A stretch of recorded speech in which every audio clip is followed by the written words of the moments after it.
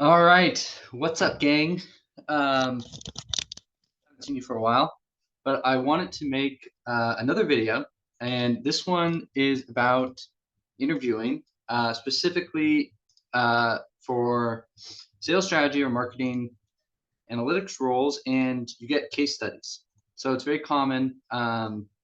Usually, after you get through like the first phone screen with a recruiter, then the next step would be some kind of case study, and they're pretty annoying. To be honest, they say take like 3 or 4 hours, but I think it's kind of an unwritten rule. Everyone takes 1 or 2 days.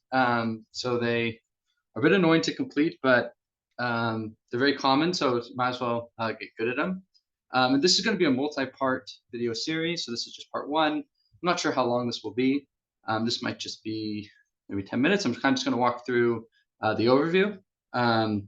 And yeah, I'm going to show you guys my process. When I was interviewing, I had to do like 100 of these. Okay, not 100, exaggeration. I had to do a lot of them. So I developed kind of a process that I felt like was pretty good. I think I actually made it past this round every single time.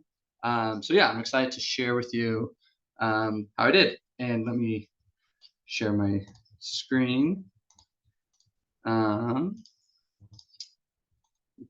okay, cool. So this is a sample prompt. They're all kind of similar, and then have like a dummy data set right next to it. This is for a sales strategy role. So if you read the prompt, please use opportunity data set provided in the link below as a basis for your analysis, as well as to guide your thinking and additional questions below. Make a copy of the data set before you begin any calculations or modeling. The output should be summarized in slides that you present in our next discussion. Okay, so pretty standard. You get a data set, got to do some calculations, and then present it in slides. So very good. It's very standard. So the output that we're going to send them back to them is a worksheet used to manipulate the data. Google Sheets preferred, a Google presentation with commentary, analysis. Please summarize data into a clean and concise format that can be used to present your findings and show any unique calculations or cuts of the data that you think are worth highlighting as it relates to segment level analysis, rep performance, cohort analysis, risk or opportunities. Okay, so pretty standard. Summarize the data in a concise format. Got to show our calculations, so that's important. You can't make the Google Sheet only readable to yourself, so you have to think about that. Segment level analysis, so that's probably going to be like small, medium business, commercial enterprise, rep performance. That's pretty interesting. I think this one you could probably have a lot of creativity in what you want to show here. Cohort analysis, this might be, think of like different time sets. And then risk opportunities, this is also, I like this one. This one's also can get pretty creative. And yeah, I think the more creative, the better, as long as you can justify it, the data. Okay, additional questions to cover. So what are some of the key trends that you can infer from the data? How would you build a forecast for the next few quarters based on the data you have been provided? And then based on the above, can you provide any recommendations on how sales could be improved, and what would you want to further test if you could get more data? And then describe in detail a separate data table outside of the provided data set that would help you unlock more insights into our performance. So what are the fields associated with that table, and what kind of data would it comprise of? What business insights would it help enable? Okay, great. So yeah, this is going over some trends. What are your recommendations? This one's very standard. Even if they don't ask this, I'd say you should include it 100% of the time, what your recommendations are. And then, yeah, I like this one. If you had more data, what would it be, and how would it help you get a better recommendation? Okay, so let's take a look at our data set. Of course, it's not here. Here it is. Okay, so yeah, the first thing I would suggest to do is just go over all of the fields and make sure you have a very clear understanding of what the fields are. And if you don't be afraid to email the recruiter back and get clarity on a particular field, because it's very important that you understand the data inside and out to do your analysis and recommendations. So the first one, this is an opportunity ID. This is very standard, just what the ID is of opportunity. Okay, great. So yeah, that's opportunity ID. One thing we can do with IDs is we can find if they're duplicates or not. I'm not going to do it right now, but it's a good practice just to better understand the data set. Account ID. This is also pretty straightforward. This is where our opportunities are housed in the accounts. And we can also, it'd also be really good here to see if this is unique account IDs, but we're not doing now. We'll do it a little bit. Type bucket. So this is, my guess is this refers to the opportunity. So this is new business or add-on expansion business. And then opportunity type.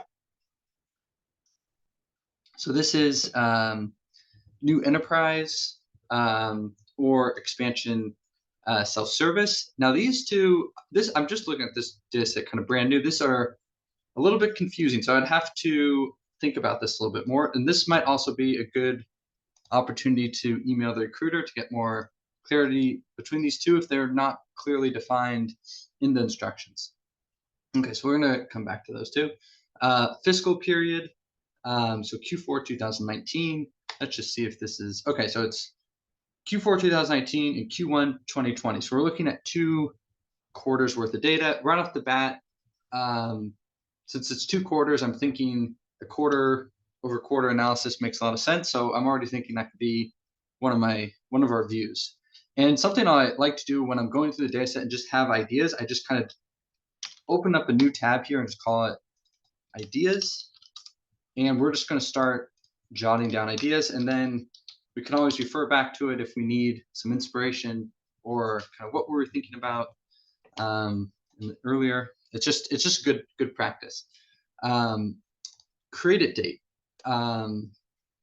So this is when the opportunity was created. Let's just see here. Okay, so it goes back to July 2019 through April 30th, 2020. Another good thing to know is when are the fiscal quarters?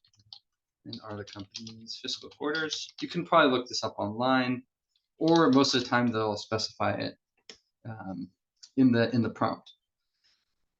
Close date.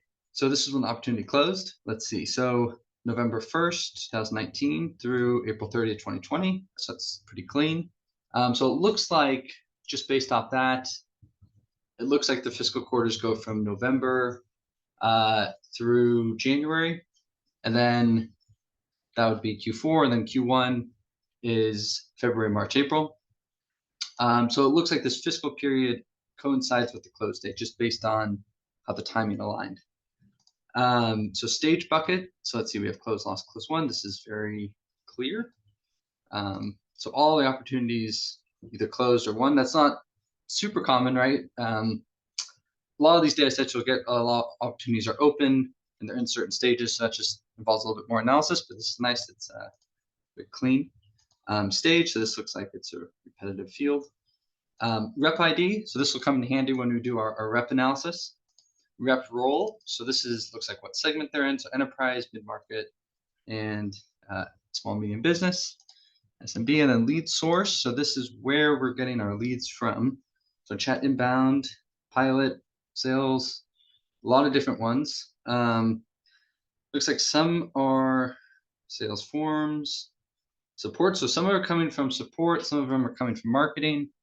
So great. So this is kind of an obvious one. I like to lead source analysis. What is performing, what is not. Okay, great. So we have that in our back pocket of something we want to do. ARR amount. So this is annual recurring revenue, what the amount is on the opportunity. So this is good, pretty straightforward. And then finally, account segment. So let's see here. We got unknown, SMB, mid-market, enterprise, and strategic. And then actually one note about these ARR amounts, something we can do is ARR amounts.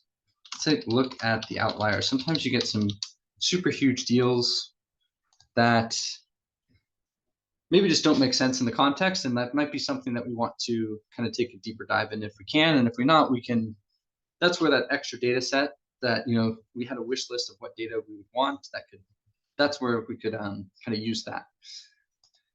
Okay, account segments. SMB, mid-market, enterprise, strategic. Okay, cool. So this is also straightforward. So strategic would be like our top customers. Enterprise would be our next largest customers. Mid-market is kind of mid-size. And then SMB is our smallest customers. And then unknown. Let's actually see if we go to unknown. I'm just curious. Gonna do some digging. So our unknown, and yeah, I'm just curious why they're. I know that might be a question we can ask. Why are these unknown? Because initially I was suspecting that maybe these are opportunities that we lost, all of them, and then we wouldn't have that data. But if we won the opportunity, we won the account, I would suspect we'd know the account segment. But yeah, maybe it's just a good question to ask. Might be some more to the story there. Okay, great. So this is where I'm going to end this video. Next video, we're going to actually dive into the data, do some pivots, do some data cuts. And yeah, looking forward to see you guys then. Thank you. Bye.